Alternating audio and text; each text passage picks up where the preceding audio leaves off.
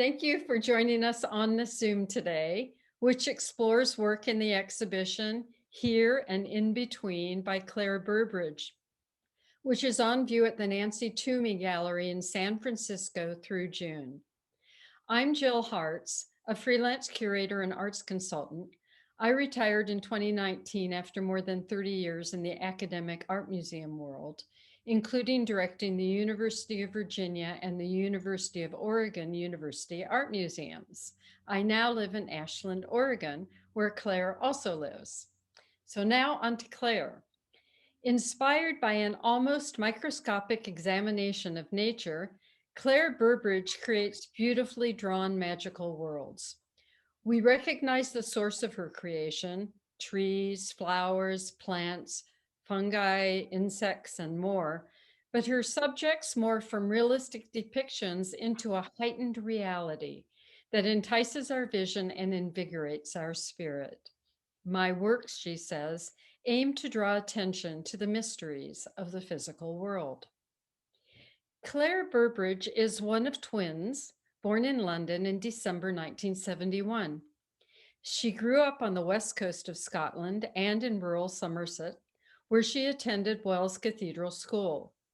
She studied for a BA in Fine Art and History of Art at Magdalen College, Oxford, before returning to her birthplace to study printmaking at Camberwell College of Art, where she gained a master's degree.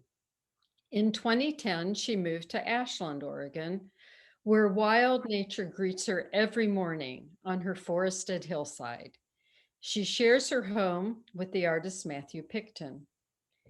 Claire's work has been exhibited nationally and internationally and is in many collections. For full disclosure, I curated Claire's show, Pathways to the Invisible, in early 2020, just as I was retiring as the executive director of the Jordan Schnitzer Museum of Art at the University of Oregon.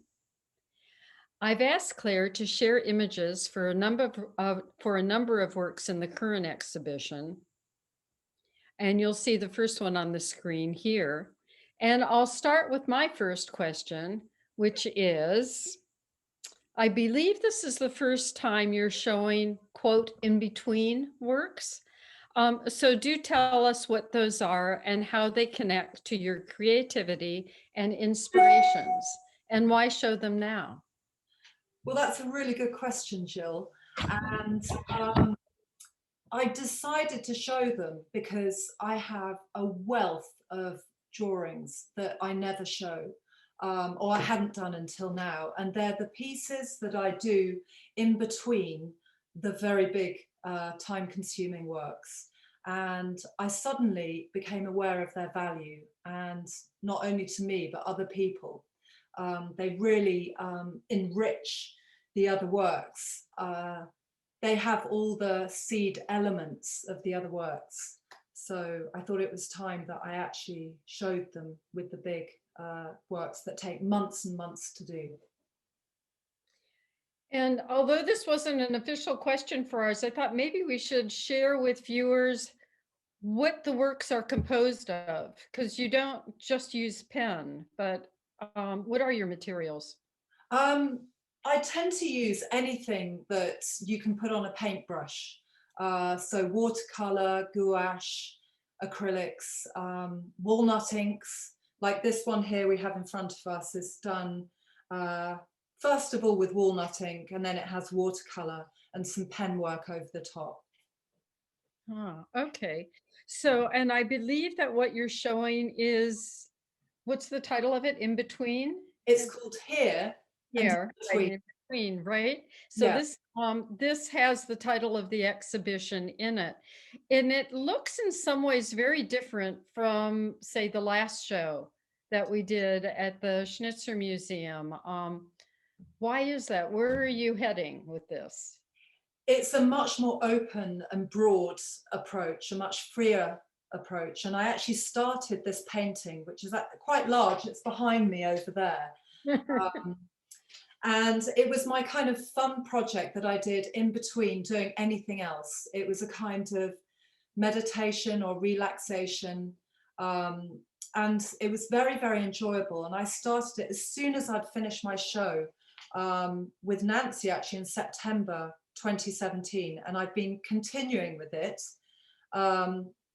in between and really enjoying it. And it's unlike the other works, it doesn't have a structure underneath. It has the forms first, and then I put a structure over the top. And it was a nice serendipity that the forms fit in almost perfectly with the structure. Oh, that's great. And we'll talk more about structure in a minute. We'll come back to that because I think it's the foundation of kind of your thinking and creation, creative process. But here and in between leads me to ask you about titles for your works, because some of them seem to be directly related to nature, such as Five Elements or Invisible Trees, while others have literary and mythical associations like Prospero and Sirens. I know that there's a title that includes two Greek words, Cardia and Physis. So how important are the titles and how do you decide what the title is? Titles are a difficult thing, especially if you produce lots and lots of pieces of work. I mean, usually I don't actually show lots of pieces of work, so the titles are very thought about, almost like little lines from a poem or something like that. I think about them very deeply and ponder them. Sometimes they come straight to me during the work, or sometimes I set the intention, say at night, to wake up with the title in my head when I finish the work, and that's usually quite a good thing. It usually works. But yeah, so I had lots of works. There's 25 pieces going into the show. And so I really had to think hard about titles, because I think it can make or break a piece as well. It really does influence how the viewer looks at and thinks about the piece. And you pointed out the Greek titles. So for instance, okay, I'll move on to, okay, there's a detail of the here and in between. And this one's called Prospero. And you may ask, why did I name an octopus Prospero? Well, this comes from a commission that I did for Thomas Addis, and it was the artwork for his special edition score for his opera, The Tempest. And I know the work, I've heard his music, and his music has this incredible, intense, magical quality. And the first thing I thought of was an octopus. I imagined Prospero in my own version in my head as a shapeshifter. And, you know, Prospero gets sent to sea, excommunicated. He was meant to be the Duke of Milan. His brother gets rid of him and his daughter. They're sent to this, they end up on this island, and he becomes a magical sorcerer. So this is him. Okay. And yeah, there's another one. Okay, so this I called Sirens. And yes, you may think, how can that be called Sirens when the sirens were half women, half birds who would lure seamen into the sea, and basically that would be their end. But these trees here, I named it that. The title came to me as soon as I finished it, because that's my experience of walking into the forest. The trees I find incredibly seductive, especially with all their amazing garments of moss and lichens and all the incredible things that they're adorned with. So it's a loose title, but I feel it's very appropriate. I think you've created very sexy tree limbs here. Yes, yeah. That's how they feel to me when I see them. When you look up and they're all moving, and they actually do. Trees do sing in the wind. They make this incredible noise, and the sirens, of course, would sing. And so that's the connection there. And then the other one, yes, you mentioned the two Greek words. This one I named Cardia. Physis. I don't know if I'm pronouncing it right, but that's how it's a made-up word, basically. Cardia is always a prefix, like cardiologist, referring to the organ, the human heart. But when you look up the Greek word, cardia actually sort of more refers to the heart or the seat of the human soul or the human life. It's a Mm. sort of a broader vision of Hartz. And so I liked that. And the thing is, I did this drawing. It was an intuitive drawing. I literally didn't know where my paintbrush was going to take me. And it went to these forms that I love, which are lichen-like forms or things that grow in the sea. And I stood back and looked at it, and it really does resemble the shape of the human heart. So that's why I thought Cardia initially. And then physis, that means nature, again, in the broader sense of the world, the thing that we are part of. And Mm. so it seems like a nice message that we need to look after nature, to look after ourselves. I think that's really important. I think your titles add a lot to the understanding of the work, but also enrich our appreciation of it and how your work's connected so much to philosophy and life. And, it's all part of the same thing. So, yeah, no, that's great. Um, so I can see a little bit of this in the top right corner, but I'm wondering, and you will have other pieces I know to talk about this, but if we could start delving into the actual forms in your pieces and their correlates, kind of where the inspirations physically may come from. And I know that a trip, I don't know if it's now 2 years or a year and a half ago to Iceland was quite important in terms of giving you new pieces of nature to look at and how those forms have appeared in your piece in your newer work. Yes, that trip to Iceland, it was in 2019 and it was midsummer. So it was an incredibly intense time because you have no darkness. The sun literally hits the horizon as it goes down and it seems to bounce back up. And it creates this kind of euphoria. You have to blot out all the light to get any sleep at all. But I wasn't interested in sleeping too much. You could go walking up mountains at midnight. It was really fantastic. And yeah, I'll move on to some pieces that's inspired. Well, this is actually, I called this Icelandic Lichen, and it's because Iceland is covered in lichen and moss, and I think I was probably quite annoying to go on walks with because I would just have my phone out and I was taking hundreds of photos of these beautiful lichen that grow everywhere. So that's one. And in Reykjavik, they have these amazing trees that have lichens that inspired this drawing. Mm. And they were so bright, almost phosphorescent, that I decided to not draw the trees at all, but just the forms that Mm. kind of give you the impression of the roundness of the tree. This So, one's interesting because it reminds me of those geodes or the rocks that open when you can see the crystals inside them. So yes, they're the same kind of format in a way, as another, as rocks. yes. Yeah, now you mention it, it really does look like that. Oh, Yeah, absolutely.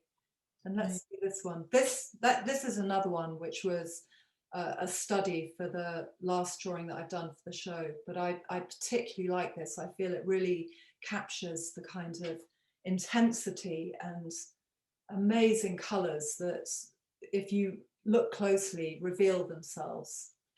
Wow. Well, I can't wait to go to Iceland and see it through your eyes. That'll be great. Wow. So all of these works, to greater and less extents, are imbued with an underlying geometry, a kind of structure of nature that's transposed into your creative practice. I mean, I think that's there, but I'd love you to talk more about it because it seems that it's both from an intuitive process, but also based on being in nature a lot, looking, thinking about nature, reading about it, meditating, all of that. So I don't know if, say, seed mandala is a good one to look at in for that purpose, or if there are other ones. But I'm really curious about kind of getting to the essence of your art, um, and because it is about nature, both compositionally and I don't know, naturally or spiritually, how one might um, kind of think about it or how you think about that. That's a great question. Let me have a look. Here's seed mandala. So this is really, I see this as a preliminary work for a bigger piece that I want to do. I feel seeds are very symbolic to me, you know, because they hold all the potential. And if you go walking in the wintertime, you will see all the seed heads just there waiting for the right conditions until it warms up and they can burst open and disperse. And it's all about expansion and growth, of course. So that, you know, they have wonderful meaning.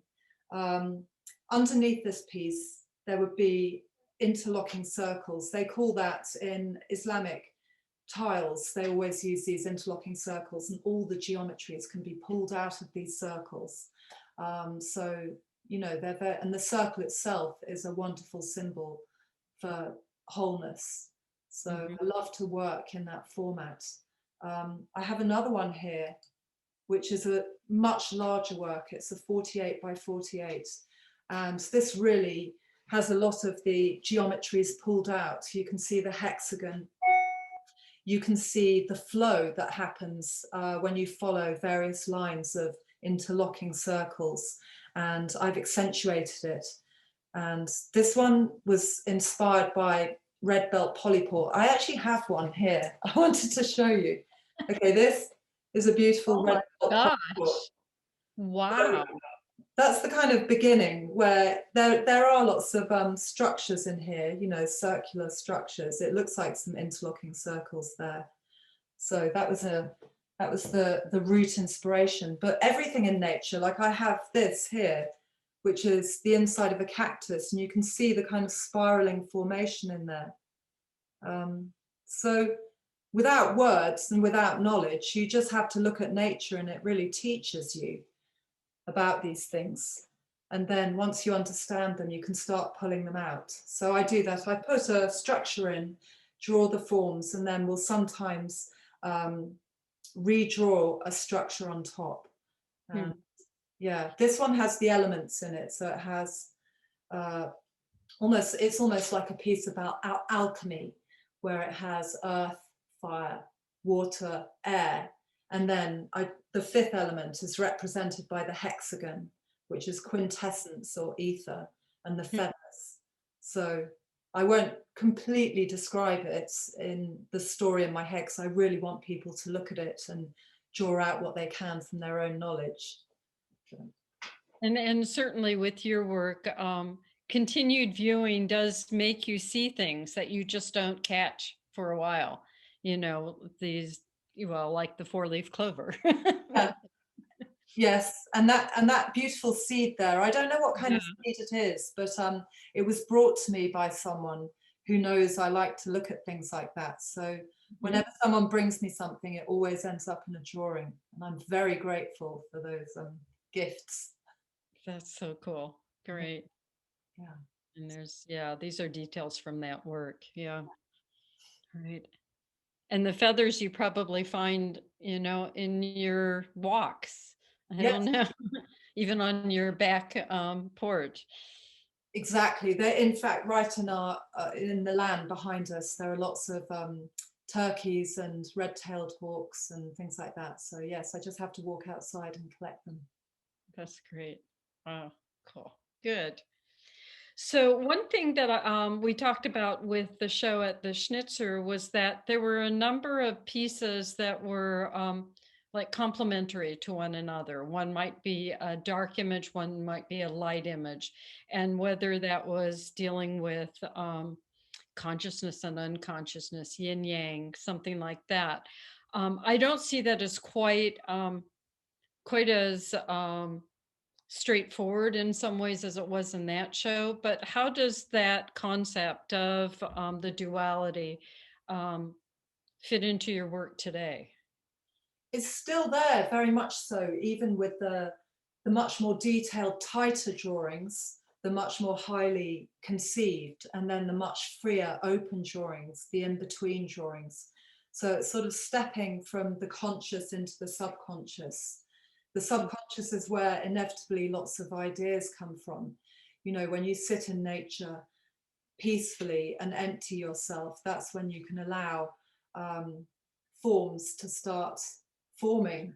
And that's where all the drawing comes from these kind of subconscious, superconscious, unconscious places. Yeah. Okay. So I don't know if we want to go back to the work that you finished just in time for the show. Because one of the things that intrigues me about this is when you're looking, you know, from it, or as I saw it on the table when you were making it, is that it has this inner circle. And I'm not familiar with that in your work. Well, let me have a look where it is, Jill. Okay, that's a detail of it. And whoops, let's have a go. Come back to that one. I think it's right at the end. Oh, okay. Actually, maybe it's not. It is. Well, we can also come back to that if we have time for that. Okay. But there was I mean, just that idea of having this inner circle and an outer circle that gives kind of a three-dimensional depth in some ways to the work seemed like a new direction. And I don't know whether you're thinking that way or not, or whether it just happened, you know. Yeah, I mean, it popped into my head. I've done circles before, but this time I really was thinking of it as a kind of inner space. And thinking about, I suppose everything has an inner space and an outer space. So I was thinking of calling that one nucleus. So, and it's almost like the focus it's like when you look at something and really absorb it and go into that, it's almost like an altered state of like hyper focus. Right. And that drawing is about that. I'm very interested in that. I'm interested in sitting and being in that state of complete awareness. So that piece really does represent that. So yes, it's like inner space with an outer space and a focus. Okay. So those who go to the show, or when they go on the website, take a look at that and you'll know what Claire's talking about. Now, is what we're looking at one of the invisible trees, or what is the, how do you? This one I actually called Listening Tree. Okay. It's actually drawn from, I have a wonderful array of oak trees outside, and this one, and actually the one before, afterwards. These I called listening trees because it's like they have that fungi, but obviously they're greatly enlarged in the drawing. Those fungi are very, very small, you know, like this on the actual tree, or even smaller. But I like the idea that trees have ears, or when we sit still under a tree, it's like a listening into nature. Right. Yeah. Oh, they're so beautiful. It's so great. And the one before this was almost like lace. I mean, the detail and the whiteness of it seemed like, you know, it was dressed up, like fancy ears, something like that. So in addition to these individual works, you also create wallpaper, as I see in your background and mine. And I'm hesitate to call it wallpaper because we think of wallpaper in a certain way, as kind of a decorative piece. But your wallpapers are almost like immersing us in nature again. And I'm wondering if you talk about how the process of creating images for wallpaper while you do that, what it means to you. Well, I suddenly decided to do it when back in 2017, and it was another show coming along, and I hadn't had a show in a while, and I'd realized that I really wanted to bring my workspace or studio or life into the gallery, and the sort of very white walls of the gallery just to me didn't appeal or seem to go with my work. So I wanted to create a backdrop that was kind of immersive and would explain a bit more what the work was about. So what we have on the screen here is one of the drawings. I did 2 drawings to create a half drop repeat. So this one and the following one. And I sent this off to some very clever people on the East Coast who did the Photoshop and created the repeat for me to create this, which Okay. is Wow. seed heads. And yeah, it's got, again, it's got all the interlocking circles. I wanted to give the idea that when you're out there looking, if you're quite still and empty, you get this feeling of connection of everything around you, and you become a part of it. So I wanted the wallpaper to immerse people. And you're going to have some wallpaper in the exhibition, right? And Yeah, then you actually put work on that. So it's not like a pristine surface like you can't do anything with. It's kind of, as you said, you're immersed in that. It's part of, the background in some ways. exactly. Like back here, we've got the big piece that's going to hang in the gallery on that particular wallpaper. And I don't know if you can see there are other things. I have a dress hung over there behind me. Oh, yeah. So, and that's also got a branch of a tree inside it. And yeah, I like the idea of layering on top of the wallpaper. You're becoming an installation artist. So I don't know if there's anything else you wanted to share or show before I conclude. I think we're ready unless there's, yeah. Okay, because then I thought as part of the catalog that we did for the Oregon show, I had a graduate student, Emily Shin, interview you and write an essay, which I thought was really fun and serious. But she had a wonderful quote in it that I thought summed up in some ways what your work is about, and also gives us something to think about and leave with. So she said, each drawing is a mirror to worlds both foreign and familiar, magnifying the often unobserved system of fragility and strength, intelligent order, and spontaneous beauty that await us at every step in the natural world.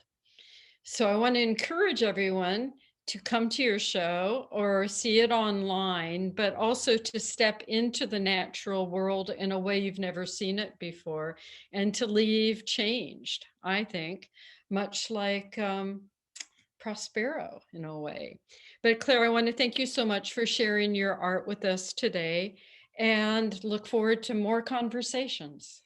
Thank you so much, Jill.